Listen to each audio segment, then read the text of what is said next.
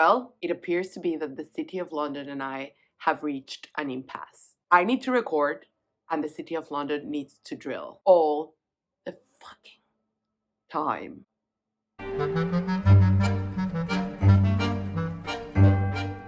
Hey everybody, it's Oliver, and today I bring you what I hope will be a short and sweet TBR for LGBT plus History Month in February. I know on US-centric booktube, February is Black History Month. However, there is another month here, which is October, that is Black History Month.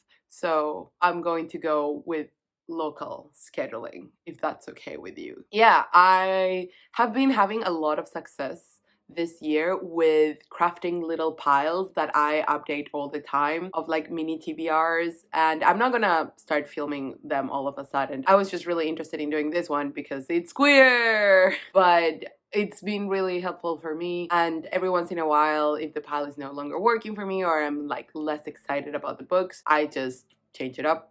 And it's like shopping in my own bookshelves, which is what I wanted to do this year. Before we start, I just want to show you the whole effect because it is so pink. It is like such a gay looking pile and I'm obsessed. I could have done that for the thumbnail, but I won't because I usually don't show the books before.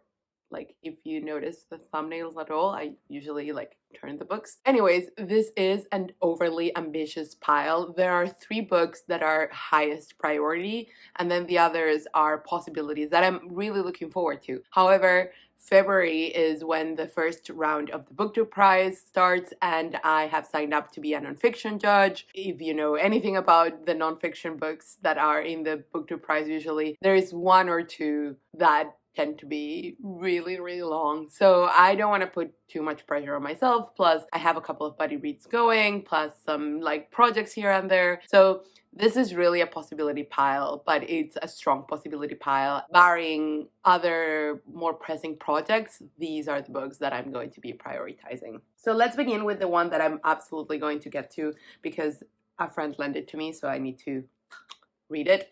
It is All Down Darkness White by Sean Hewitt. This has been on so many people's and bookshops books of the year lists for 2022. Yes, what are years? It's a memoir about grief. Sean Hewitt is a poet and he's also a gay man, and I think this is about losing, I want to say either a boyfriend, an ex-boyfriend. No, I think it's a boyfriend to suicide because the boyfriend lived with depression. And basically, it's a look at depression when you are the person accompanying someone with depression. I think I've mentioned on this channel at some point, but I have a long history of struggling with mental health and getting mental health treatment. So I'm always especially curious, even more than people who live with depression, about people who live with someone, because that gives me an insight a little bit into what people might feel when they associate with me. And also I'm really curious because this is supposed to be really, really great. I actually hand sold this to a friend and then I told her that I really wanted to read it as well. Like, I read a few pages and it was beautifully written. Again, Sean Hewitt is a poet, and she read it, she really, really liked it, and now I am reading it too. Don't you love it when things work out? Another high priority one is Fire Island, Love, Loss, and Liberation in an American Paradise by Jack Parlett. This is a review copy that I got from the shop because we carried this book. I read like the first few pages and it sounded amazing. I am fascinated by party scenes in general, like Gay Bar is another book that I don't currently own but I really want to read. But specifically Fire Island because there's so much lore about it, both good and bad. I'm just really interested. Really, really keen on that one. And then another nonfiction book that is high up on that list is Before We Were Trans, A New History of Gender by Kit Heyam or Heyam. Yeah, I don't know what I read first. Heyam. This comes highly, highly recommended by a friend who does feminist and queer studies, and I trust her so much when it comes to reading regs. She read this and said it was so readable, but also so like scholarly rigorous. Yeah, I can't wait. I went out and bought this pretty much as soon as she suggested it, and then I haven't read it yet. It's been a few months and I just really need to get to it. Okay, now 2 fiction high priorities. Concerning My Daughter by HyeJin, translated by Jamie Chang. This is a novel about a woman who allows her daughter to move back in with her because she's going through tough financial times, and then the daughter arrives with her girlfriend. In Korea, there's been more like a rising awareness of LGBT plus people, and there is a really interesting community. However, it's still mostly not widely accepted. So I am just really looking forward to seeing how it will be dealt with here. Also, it's really short, so this is one that has like great chances. And then a short story collection. I've been so pleased this year because I have a collection on the go at all times. And so if I haven't finished it, that's all right. But like, I enjoy having it there. Anyways, this is An Exciting and Inner Vivid Life by Dalla Rosa. I got this on impulse at Gaze the Word, I think in October. I didn't think I would read it right away, which is fine because I didn't. But I am really looking forward to this. A few people have said it was one of their favorite books of the year. And yeah, it sounds great. It sounds right up my alley. Like, it's very much about modern life in terms of consumerism and working. And so it's really interesting to see queer stories that are not necessarily about being queer or are about being queer within this late capitalist system. So yeah, if the writing is great, I think I might potentially adore this. Moving on, another book that I really would love to get to this because I got it, I think in 2021 actually. Let me see. Yep, I got it in Edinburgh at the Rare Birds Books, which is a great bookshop that sells exclusively books by women. This is Lote by Shola von Reinhold. I've been craving a good campus novel lately. It's not like a campus novel per se, so it's very Possession-esque by E.S. Byatt. If you've read that, it's about this scholar who is obsessed with the young bright things, and she starts researching, and I think she discovers like a forgotten figure there, and she like dives into that research. So I'm really looking forward to that. It sounds amazing. This was also on everyone's lists of best books in 2020, which is when it was released. So I am really looking forward to it.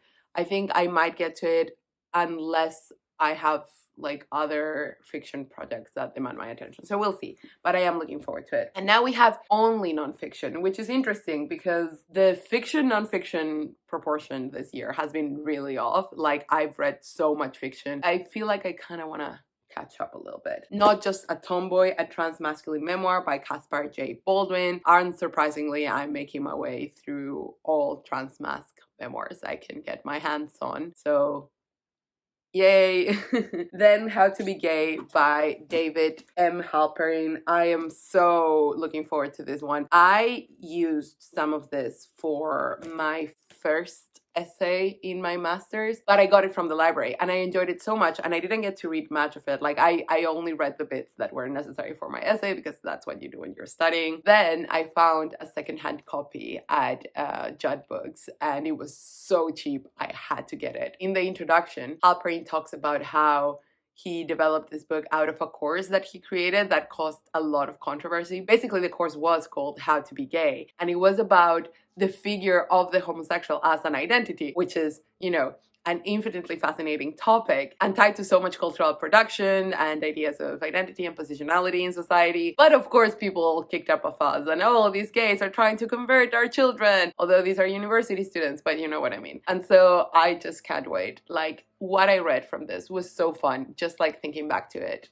is making me really excited. So I might not finish this in February, but I definitely hope to start it. And then finally, a book that is so long overdue that if I hadn't started already, and also if I didn't have to catch up with it still, I would probably do it for the low-key overdue book club, which is on hiatus, but it will come back at some point. But yeah, this is Sensible Footwear, A Girl's Guide by Kate Charlesworth.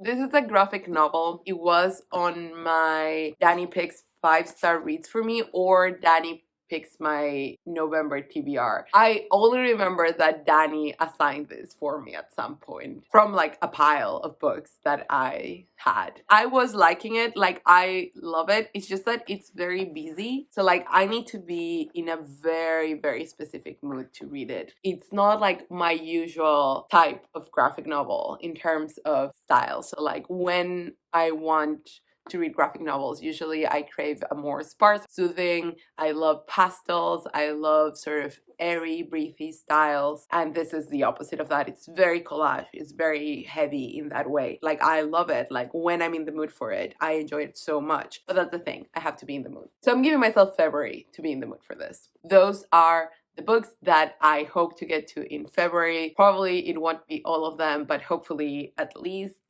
3, possibly 5. Let's see where it goes. Do you have any other plans for February? I always want to know. If you join the BookTube Prize, for example, that would be interesting. And then, yeah, do you want to read any of these books? Have you read any of these books? All comments can go down below. And that's all. See you next time.